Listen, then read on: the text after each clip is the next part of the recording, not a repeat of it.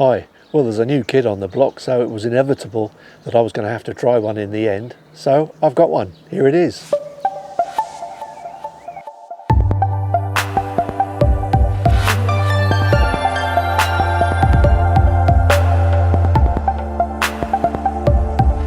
So, over the past month, we've been bombarded with videos from the USA because they got this a month before us in the UK.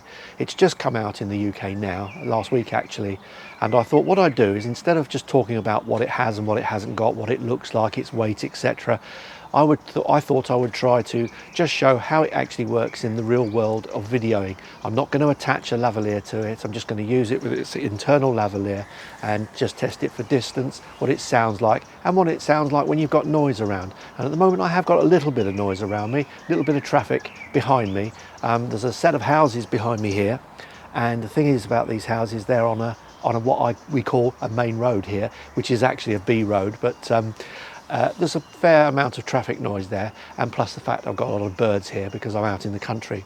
So this is the sound of it when it's being used out in a fairly quiet place. This isn't what I would call a noisy place. What we call noise here is more like the bird song, so that's about it.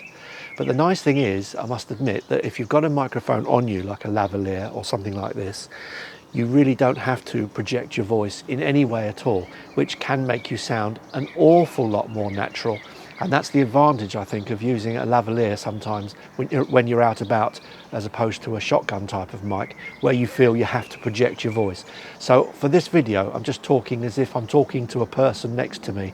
At the moment, there's cars going. Now we've just got a plane buzzing over the head there, so I don't know if it's picking that up.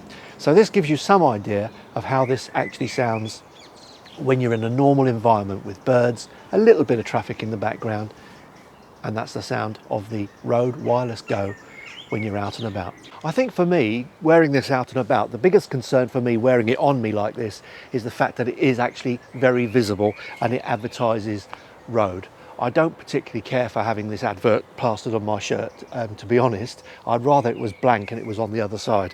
But with the fluffy on, to stop the wind noises, it's actually quite obvious. It's black, so you're going to need to wear something dark, I suppose, if you're going to wear it like this. But I don't particularly care for the way this thing looks when it's on your body, which would make you want to use a separate lavalier instead.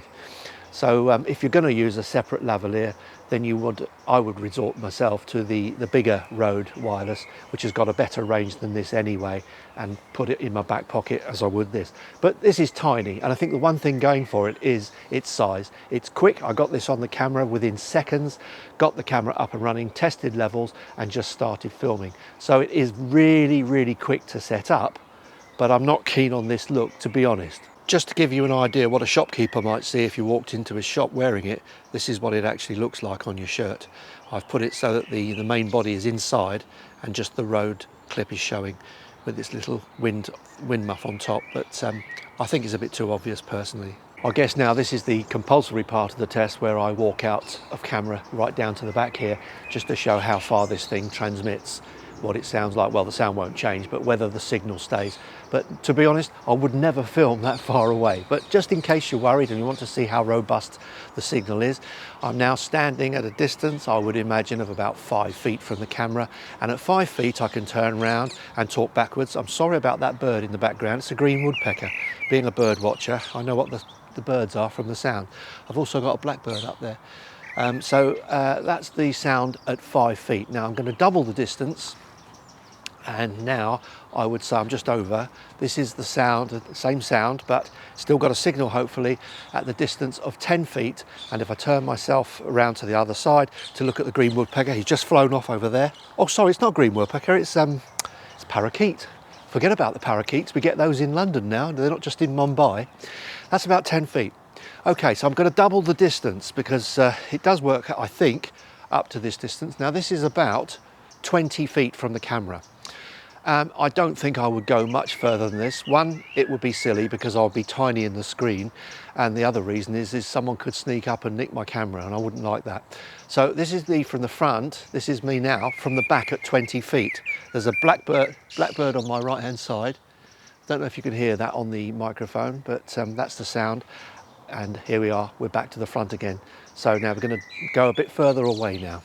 So now we're going back, and this is now getting like to be a ridiculous distance. I would say 30 feet or so, about 30 feet away. I wouldn't film at this distance unless, say, my daughter was across the road.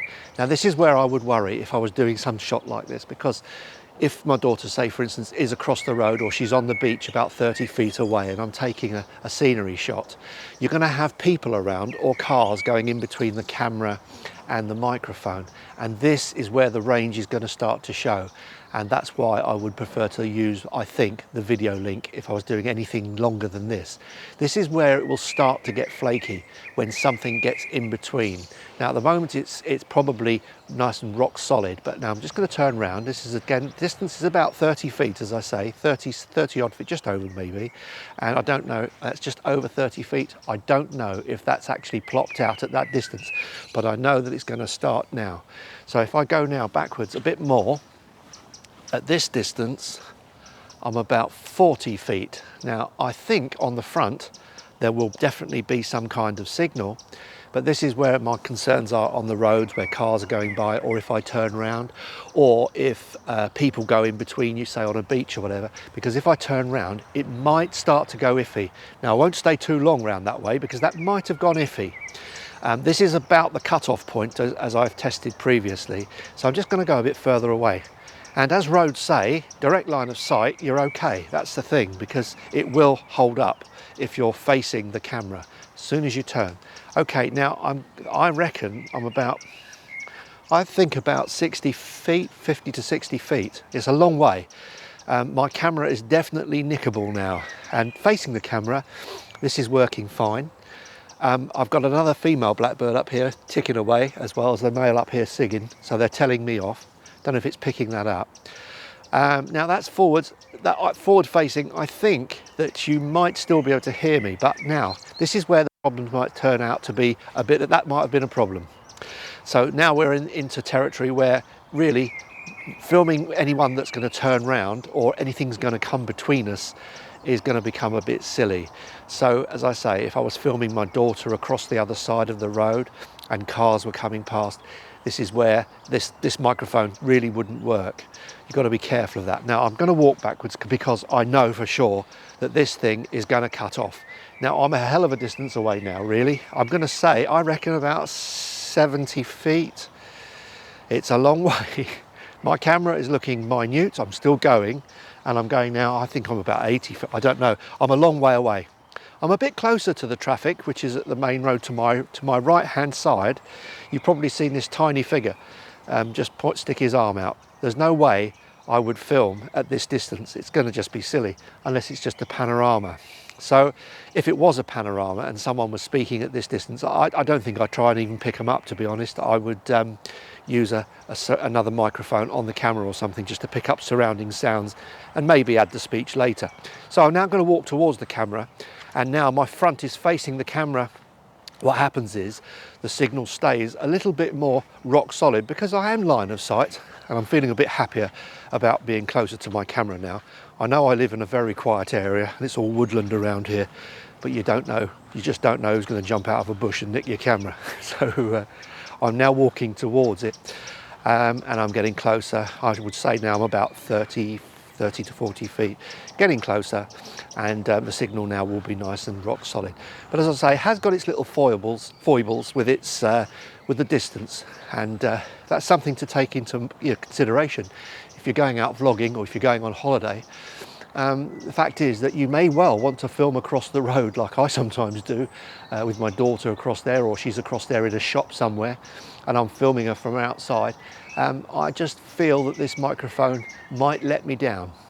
Okay, so one of the advantages of the Rode Wireless Go is its size. As you can see, it takes seconds to put on and set up and get going, dead easy, nothing to it.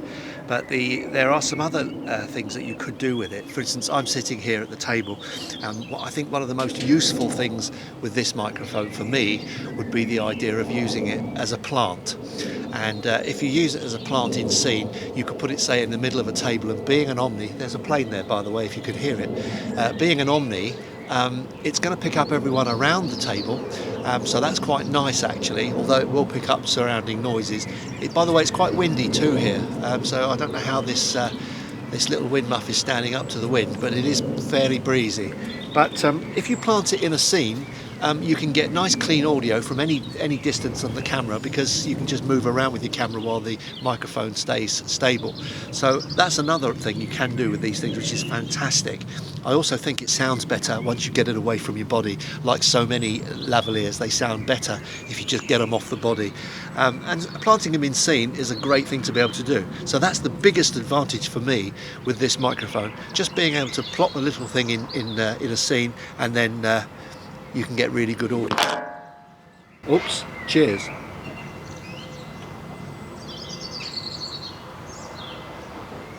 As you saw, it doesn't stand up that well. It has a little bump here, and that little bump causes it to fall over. So if you do want to plant it, you have to plant it like that, which is a bit of a pity, because one side of the lavalier is now up against the table, which can cause little reflections, I guess, in the capsule. But it's not a biggie. It works really well, and it's easily hidden. I'm not keen on wearing it here, but I do like this planting. I think that's great. The other thing, of course, to consider is the distance test. How far do you need to film? Personally, I don't film too far away most of the time, but I do have reservations about anything like, so for instance, as I say, my daughter's shopping across the road and a car comes across the path, because the sound will suddenly just cut away and that's it. So it is a lovely device to use, dead easy to use. I quite like it. I'm not sure if I'd want to keep it. I'm not sure. For me, the sound of the lav is fine. I don't like the look of the thing on me, and if I'm going to have to put a lavalier onto my body, I would rather use the video link, because that's a more robust signal. But I do like this planting, the idea of planting this. But we're talking about a microphone that's retailing in the UK for £179, and I'm not sure whether I'd want to keep it myself. But it's a useful microphone, and it does, as you can hear, work really quite nicely. So it's £179. Whether you think it's worth that money for the idea of planting a mic in scene, as I'm doing here, although you can see it now, or doing anything else with it, like wearing it.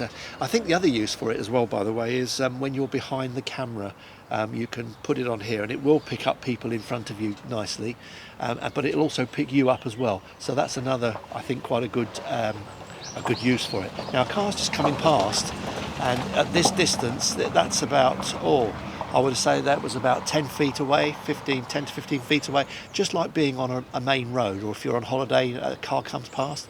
That's the kind of thing you're going to get. If you're on a beach or you're close to a holiday place where you've got a bit of wind, this is what you're going to get, because we've got a little bit of wind going on here now. So this gives you some idea of how this would work in real usage, say on holiday, with its own internal microphone, and no external lavalier used at all at the moment. If you like my videos, please subscribe, and I'll make some more, and I hope to see you in my next video. Cheers for now.